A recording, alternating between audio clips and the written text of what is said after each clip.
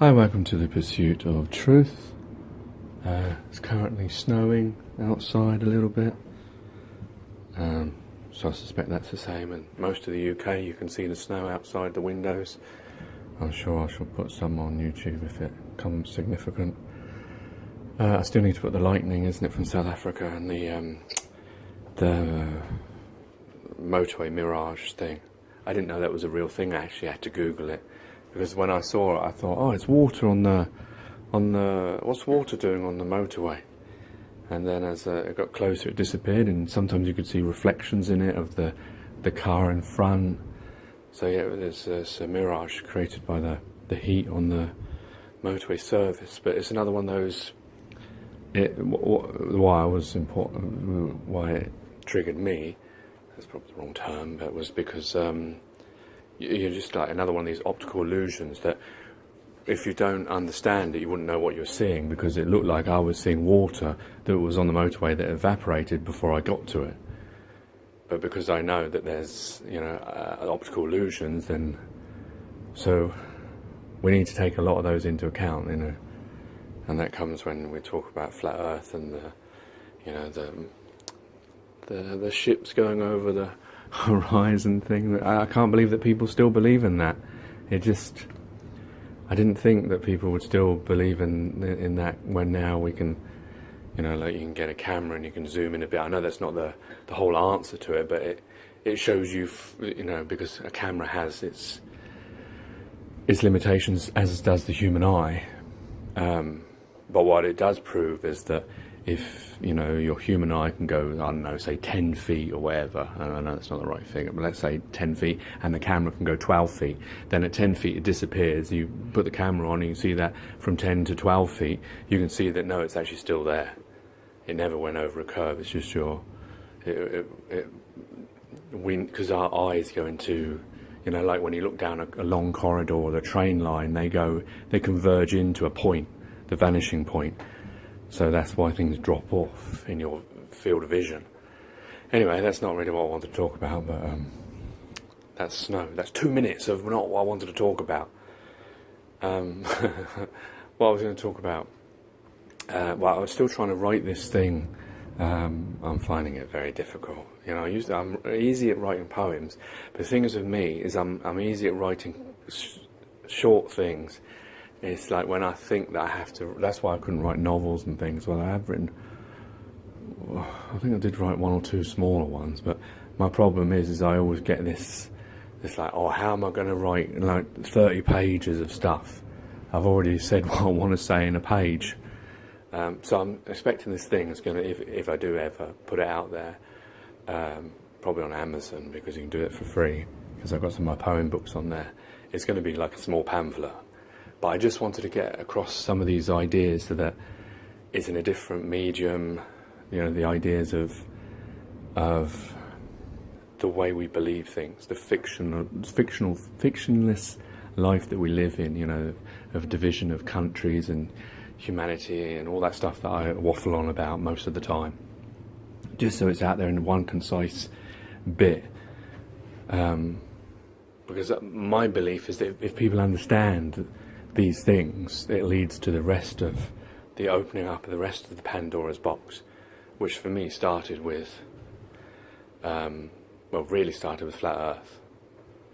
Because before then I ummed and ahed about, I knew a lot of the stuff that I'm talking about has been reaffirmed, but it wasn't until I got to the flat Earth that suddenly it was like a key opened up, and it opened my mind up to a lot more things and made a lot more things make sense. And I think now I see more of a truth than I ever saw previously, and that goes to show that truth is fluid and it's not definitive.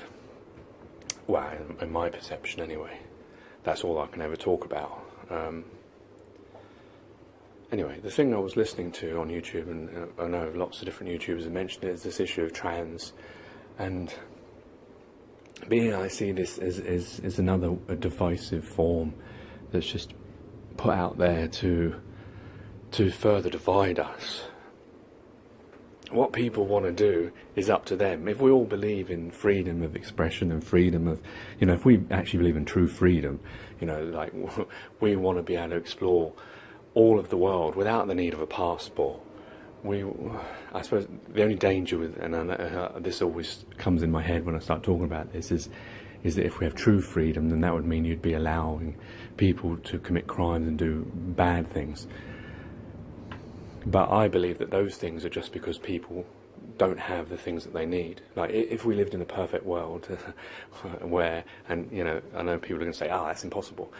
But I mean, currently the world we live in is just as impossible as the one I'm going to talk about, but it is the one that we have. And, in the sense that everyone had shelter, everyone had food, that we didn't have to worry about money, that people worked for the joy of working and doing things for other people, all that stuff. Now, I know to think about that now is impossible because our mindset is so far from that kind of mindset. But that's because that's the way we've been taught to believe. Through television, through schooling, through peers, I can only teach my children what I know. So if 10 years ago I started teaching my children, they would know what I knew 10 years ago. Now I have a different understanding of things, I will teach them that. So that's why it perpetuates itself, it continues. It's like a facsimile. So that's part of the problem if you don't solve those root issues. So yeah, it's difficult to sort of believe that people would go to work just for the beauty of it. But I think people would, if it's what they want to do. And the fact is, we don't need everyone at work. Only in this system do we need everyone at work, because everyone has to have money to live. But everything around us, we could give to each other without this need of money. And we wouldn't need 1,000 different types of cars. We wouldn't need, because that buys into our idea of possession and all these false things like beauty and pride and fashion and those kinds of senses that people believe in. The thing is, this is a whole big issue to get rid of all this stuff. But anyway, the thing I was trying to talk about is trans. That if people want to do whatever they want to be, that's up to them. I don't know why people were getting so worried about these issues. The thing is, it's another division to try and keep us from being one species. The same that in the past, divide us between black and white. That was done as a power thing, and people still want to buy into those things. There is no such thing as a black person or a white person. We're all human beings, or not even human beings, because that's a name that we made up ourselves. But whatever we are, we're all exactly the same. It's just we've chosen to target the pigment of our skin as a way of, putting us into boxes, because humans love putting things into boxes and categorizing things. But that's our problem, because then that divides us from each other, whereas we need to be working with each other. So this is just another form of division, so that people start saying, is this man a woman a man, and are they trying to deceive us and keep us talking about that, rather than seeing that, wait a minute, it doesn't matter. This person is a human being like you.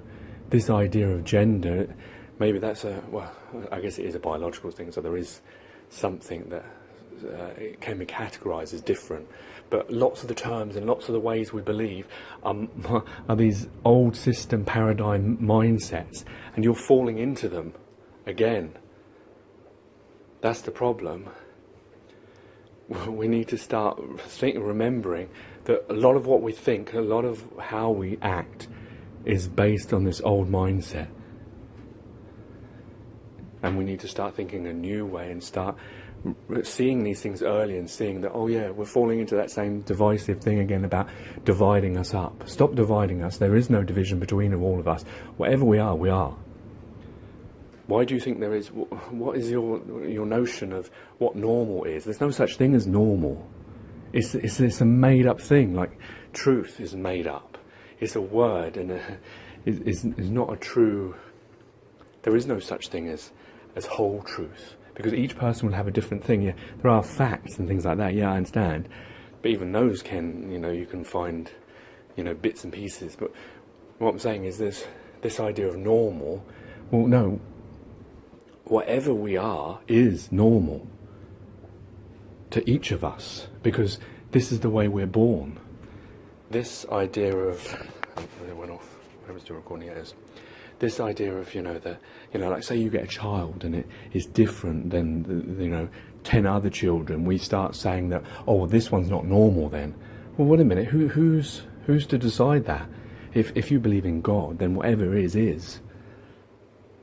And if you don't, then why are you classifying? How do you know which one is normal? How do you know, just because the majority of them are one way? Well, I mean, come on, that kind of thinking is the old way type of thinking. So we need to stop thinking about, I think some of it is also deriving from religion as well. Because even though people are told not to judge, people like to judge.